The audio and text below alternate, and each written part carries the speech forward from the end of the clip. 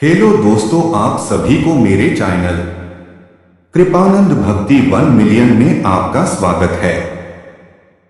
दोस्तों, इस चैनल के माध्यम से आप सभी को इतिहास घटित कहानी को बताते हैं, अतः आप सभी इस चैनल को सब्सक्राइब जरूर कर लीजिए।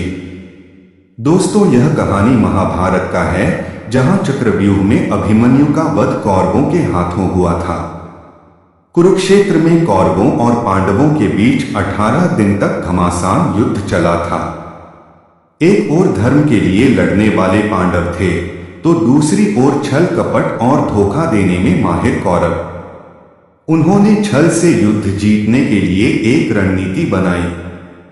उनकी योजना थी कि वो अर्जुन को युद्ध में उलझाकर चारों भाइयों से दूर ले जाएंगे और फिर युधिष्ठिर को बंदी बनाकर युद्ध जीत लेंगे।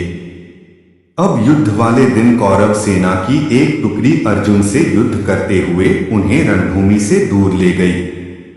वहीं गुरु द्रोणाचार्य ने युधिष्ठिर को बंदी बनाने के लिए चक्रव्यूह की रचना की, जबकि पांडवों में सिर्फ अर्जुन को पता था कि चक्रव्यूह को कैसे तोड़ना है। अर्जुन के दूर जाते ही गुरु द्रोणाचार्य ने पांडवों को ललकारते हुए कहा कि या तो युद्ध लड़ो या फिर हार मान लो। युद्ध के नियम के अनुसार युद्ध लड़ना जरूरी था। यदि युद्ध न करते तो भी हार जाते और युद्ध करते तो भी हार निश्चित थी। अब धर्मराज युधिष्ठिर को कुछ सूझ नहीं रहा था कि क्या करें और क्या न करें। उसी समय धर्मराज युधिष्ठिर के सामने एक युवक खड़ा हुआ और कहा, काकाश्री, मुझे चक्रव्यूह को तोड़ने और युद्ध करने का आशीर्वाद दीजिए। यह युवक कोई और नहीं बल्कि अर्जुन का पुत्र अभिमन्यु था। अभिमन्यु अभी मात्र 16 वर्ष का ही था, लेकिन सभी जानते थे कि वह युद्ध कौशल में अपने पिता के जैसा ही निपुण है।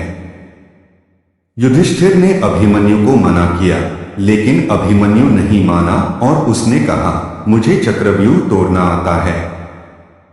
जब मैं अपनी मां के गर्भ में था तो पिता ने मां को चक्रव्यूह तोड़ने का तरीका बताया था। बस तभी मैंने इसे सीख लिया था।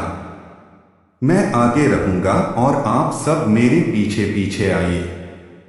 हार मानकर युधिष्ठिर ने अभिमन्यु की बात मान ली और सभी युद्ध के लिए तैयार हो गए।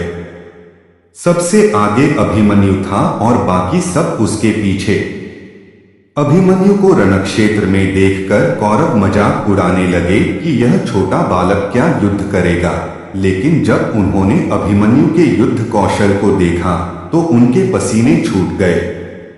आगे बढ़ते हुए अभिमन्यु ने दुर्योधन के पुत्र लक्ष्मण का मार गिराया और चक्रव्यूह में प्रवेश कर गया। उसके चक्रव्यूह में प्रवेश करते ही सिंधु के राजा जयद्रथ ने चक्रव्यूह का द्वार बंद कर दिया, ताकि चारों भाई चक्रव्यूह में प्रवेश न कर पाएं। अभिमन्यु आगे बढ़ता जा रहा था। उसने एक एक करके सभी योद्धाओं का हरा दिया, जिनमें स्वयं दुर्योधन, कर्ण और गुरु द्रोण भी शामिल थे। किसी को कोई उपाय समझ नहीं आ रहा था। तभी कौरवों के सभी महारथियों ने एक साथ मिलकर अभिमन्यु पर हमला कर दिया। किसी ने उसका धनुष तोड़ दिया तो किसी ने रथ। इसके बावजूद अभिमन्यु नहीं रुका। उसने रथ का पहिया उठाकर युद्ध करना शुरू कर दिया। बड़े बड़े महारथियों के साथ वीर अभिमन्यु अकेला लड़ता रहा, लेकिन वह अकेला कब तक लड़ता। अंत में सभी ने मिलकर उसकी हत्या कर दी और अभिमन्यु वीर गति को प्राप्त हुआ।